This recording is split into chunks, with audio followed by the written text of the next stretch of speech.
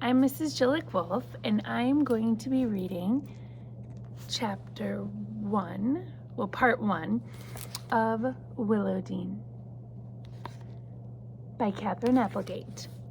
Part 1. The little creature appears late one afternoon on an old carousel in the village of Perchance. She is propped, dazed, and damp as a newborn on a saddle of wooden unicorn. She blinks, then blinks some more. She makes a noise, a sort of squeaky growl. Her breath comes and goes in tiny gasps and sighs. Her furry paws move when she tells them to. Her head turns this way and that. She seems to be in fine condition, but where is she? And more importantly, why is she? She pats the neck of her lifeless steed. Perhaps she should wait here. Yes, that might be the best thing to do. Under the circumstance, she does not know herself well yet, but she seems to be a patient sort. And patience, she suspects, might serve her well, might even save her life. The creature has a maker, a boy with nimble fingers and a tender heart. He spent hours weaving weeds and thistledown in the milky moonlight, spinning her into existence. She is a friend as well, a girl with sharp eyes and a stubborn soul. And though the girl is young, she understands things that others do not. The creature on her wooden horse knows none of this, not yet. She does know all at once, and with great certainty, that she is quite alive and quite alone. Chapter 1. Once upon a time, when stones were soft and stars were bits of dust, I loved a monster. It seems forever ago, and perhaps it was, though things weren't really so different.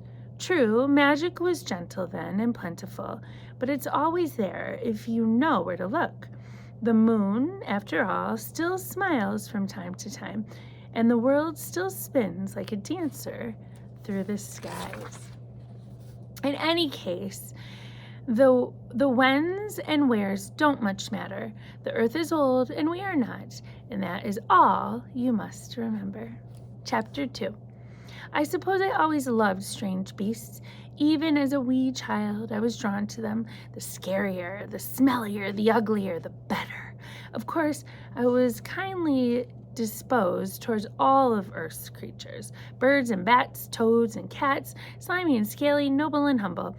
But I especially loved the unlovable ones. The ones folks called pests, vermin, monsters even. My favorites were called screechers. They screamed at the night like demented roosters, for no reason anyone could ever make out.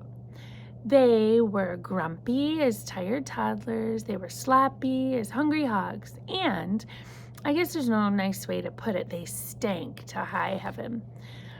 Get one riled and he'd slap his big tail and give off a stench as ferocious as an outhouse in August. And screechers were almost always riled. That'll happen when people are constantly aiming arrows your way.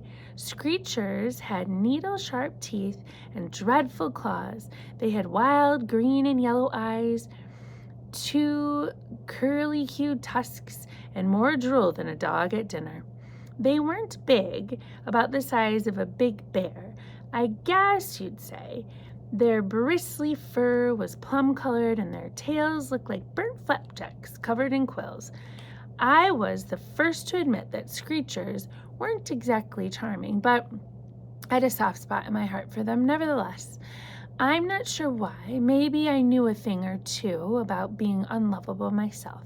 Maybe when the whole world was marching one way, some ornery part of me started shouting, "Go the other way, Willowdean!" You've just got to root for the underdog, don't you? And it sure seemed to me that screechers had always been the underdogs in nature's plan. Although rooting for cute puppies would have been a whole lot easier. Anyway, that's how it was. It'd take someone a whole lot smarter than me to tell you why we love what we love. Chapter 3. I saw my first screechers when I was 6. I was out hunting for sunberries with my pa. I should have been at school, I suppose, but Ma and Pa had long since figured out that I was happier on my own. I tried attending a few times, but I felt awkward and uncertain around other children, and they seemed to feel the same way about me. We didn't have a single berry. It hadn't rained in forever and a day, and the bushes were shrunk and crumbly. We were about to give up when Pa whispered, "Willowdene." I followed his gaze. There she was, a ma screecher curled near a fallen tree, along with a tangle of 5 squirming, complaining babies. Right off, she noticed us. She whacked her tail in the dirt, hard as can be. Well, I knew it was coming next. Pa had warned me. The smell is hard to describe. Put 100 rotten eggs in your mind, then add some scoops of dead fish and a splash of skunk spray. You'll have the general sense of things. "Ain't her fault," Pa said, coughing and sniffling. "They rattle easy, poor creatures, and folks is always bothering them." "But why?" I asked as I wiped stinging tears from my eyes. "Claim they eat livestock, kill pets, wild game. Not a whit of truth to it. I seen 'em eat dillybugs and the like. Mostly they live on peacocks, snails, grubs, worms." Pa rubbed his eyes. "Course, there's a matter of their odor. Some say they scare off tourists." He laughed. That much might be true, at least. We stepped back from the nest, nice and easy, choking on the reek. Pa smiled in spite of it all. "She's just doing what she's meant to do, my girl," he told me, "caring for her own, best as she can, like all us mas and pas."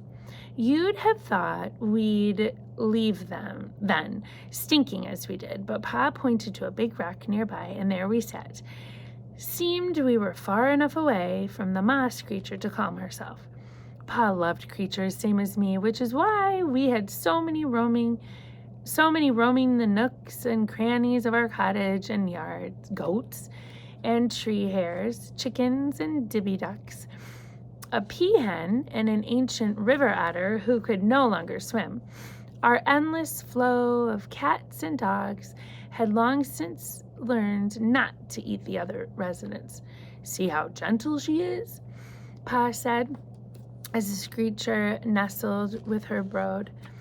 I hear them at night sometimes," I said. "I wonder why they make that caterwaul noise, all screechy and harsh." "Nobody knows for sure," said Pa. "Maybe they're like coyotes and wolves, just singing to the stars." "Maybe." I considered the possibility. Too bad they can't carry a tune better. Pa smiled. "Nature, Willowdene, knows more than we do, and she probably always will." The ma screecher nudged one of the babies with her snout. "I wish people didn't hate them so," I said. "They were here first. When you think about it, it doesn't make sense." Pa made a sad, sighing sound, one he hardly ever made, and it startled me.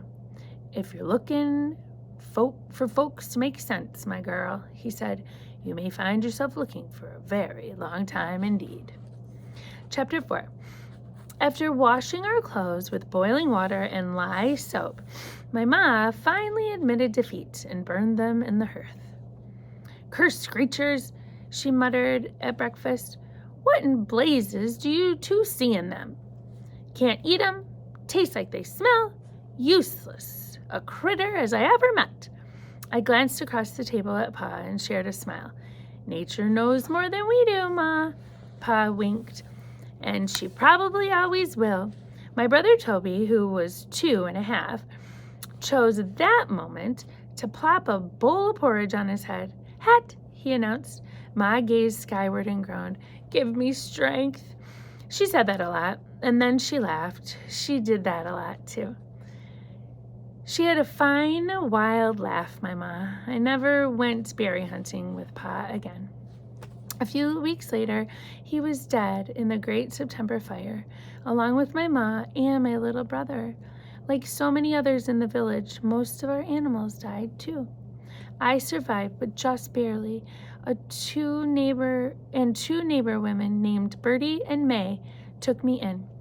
By the time I was 10, that particular fire had been forgotten by most, replaced by other dark days, mudslides, fevers, droughts, more fires. It almost seemed the earth was mad at the lot of us. Nature knows more than we do, Pa had said, but some days that was hard to believe.